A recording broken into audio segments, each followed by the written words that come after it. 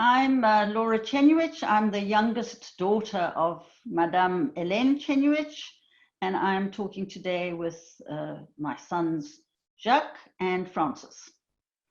So I'm in Cape Town, and I'm a professor at the university, but that's not the really interesting thing about me. The really interesting thing about me from the point of view of my mother is these two sons of mine who will introduce themselves. I'm Jacques, Jacques de Sache. I have my mom's and my grandmother's surname as one of my second names, Czerniewicz. I'm currently based in New Zealand, Auckland, doing my PhD in conservation biology. And I'll pass it to my younger brother to introduce himself. Hi, I'm Francis, also Francis Czerniewicz de Sache. I'm a master's student at the University of Glasgow, and I'm currently living in Dublin. So I'm just going to start by talking a little bit about my mother. My mother, Madame Hélène Czernievicz, had a really tough life. And quite a lot of her life is on record at the Holocaust Museum, which is hosting this lovely series. She spent her adolescence in Paris, or leaving Paris, or hiding, or with false papers. She saw her mother being taken away to Auschwitz. Her father died in Auschwitz, and her mother survived but never really regained her sanity. And she had a hard time, but she got really happily married and moved to Cape Town after the war, where she was very happy for a few years with her two older daughters, my sisters. And then just a few months after I was born, my father died, and she was left to bring up the three of us as a temporary French teacher, but she was temporary for 40 years of French teaching. So it was tough. And quite honestly, the best thing that I ever did for my mother. My academic successes, nothing compared with giving her these two grandsons who were the light of her life. And I think they know that. And they're going to talk a little bit about their memories of her. I remember our aunt once telling us that no one can love you quite as much as your parents can, but if anyone can come close, it's your grandmother, our meme, as we used to call her. I have very fond memories of my meme. She always had chocolate. That was one thing that she had on tap. She used to store it in the bread bin in her house, and I used to raid it every time we'd visit her, which was usually once a weekend. And I think I thought at the time that she didn't know that I was raiding it, but I'm pretty sure she was actually just leaving it there for me every time we'd come. I remember that she and my mum would chatter in French together, and my mum would answer sometimes in English, sometimes in French, but as a little boy, there were no boundaries between the languages. And I also remember distinctively that my grandmother really tried to get me to learn and speak French. She used to make me these elaborate cutout books where she would take pictures from magazines, stick them onto endless pages, and then write the little French words and the gender of those words. And I still have the books to this day. And unfortunately, my French is pretty terrible, but I definitely remember that, and I remember that with great fondness. I don't know, but what do you remember, Francis? Yeah, no, talking about the chocolate. I remember if you couldn't find chocolate in the bread bin, you could always find some prehistoric Cadbury's in the bottom of the fridge. But you didn't really care when you were a kid, as well as jelly and custard. Which I'm pretty sure my mom got, but Meme took all the credit for it. I'll obviously always remember The Little Prince, a book I'm sure she gave to me about 3 times. She loved that book.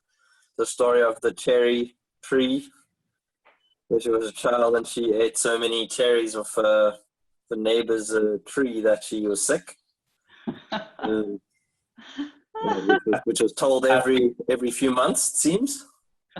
I remember her telling the story of how her and her brother Maurice, she had a younger brother called Maurice, if I remember right, and she loved him very, very much. And I remember her telling the story of how they would go to the movies together. And back in the day, you could buy a movie ticket and then the movie would just carry on in circuit. So you could go and sit down and watch the movie. It would start and then it would finish and then it would loop again. And she and Maurice used to sit and watch the same movie over and over again to get their money's worth for their movie ticket, and also just because they really enjoyed being together and being outside of the house, I think.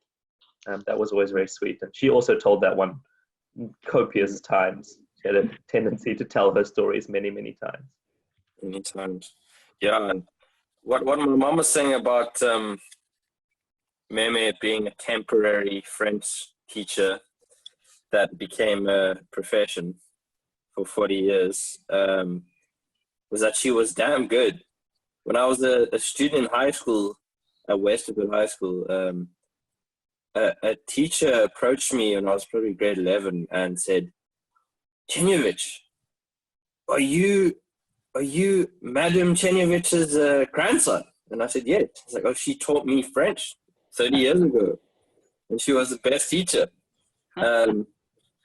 Yeah, which was quite a shock, but this is what we've been told. And unfortunately, my French has not been passed on, but hopefully I've got the genetics for it. It's never too late. Eh? Yeah.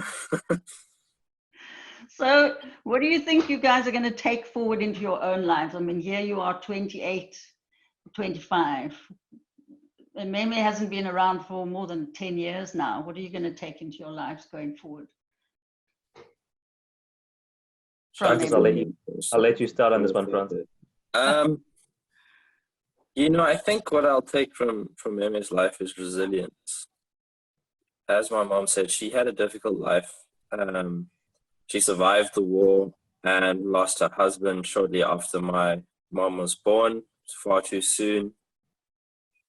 She dealt with the trauma of her past daily, but still managed to raise 3 children in South Africa, which was not her home. And although Hélène was not religious, I think she taught me the importance of my religious heritage, and I always identify as Jewish because of my grandmother, and I always carry that heritage with me, and I'm very proud of that, and I'm very proud that she was my grandmother for a character. I think for me, a lot of that resonates.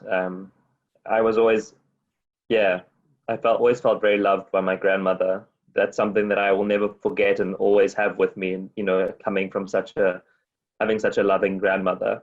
I think that despite my lack of French, I feel French because of my grandmother.